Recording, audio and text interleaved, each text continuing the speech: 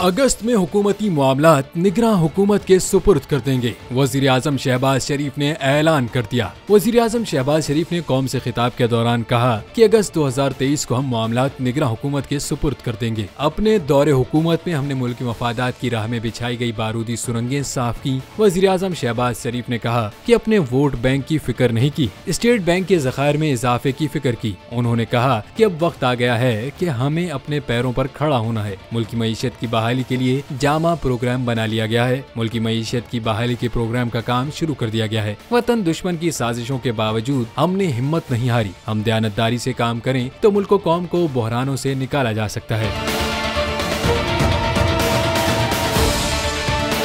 उन्होंने कहा कि हमने सियासत नहीं की, रियासत की हिफाजत की। हमने रियासत बचाने के लिए अपनी सियासत की कुर्बानी दी। वज़ीर आज़म ने कहा कि अब हमारे सामने एक ही रास्ता है कि कशकोल तोड़ दें, मकरूज होना छोड़ दें। पूरी कौम यकसू है कि कर्ज की जिंदगी नामंजूर है। हम मकरूज रहना छोड़ दें, मोहताजी की जंजीरें तोड़ दें। इससे कबल वज़ीर आज़म का कहना था कि मुआशी इस्तेहकाम के लिए IMF से कर्जा नागुज़ीर था। अल्लाह का शुक्र है कि पाकिस्तान डिफॉल्ट से बच गया है।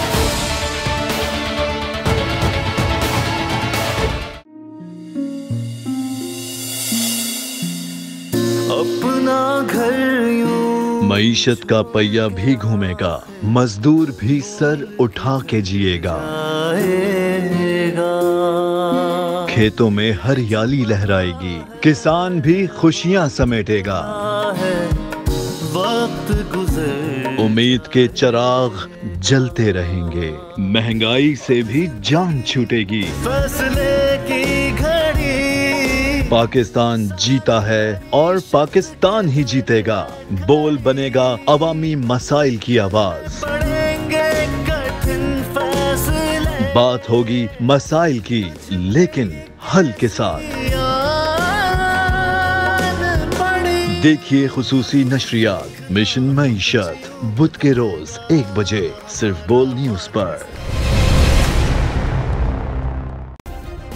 सब्सक्राइब करें और बेल दबाएं ताकि कोई खबर रह न जाए।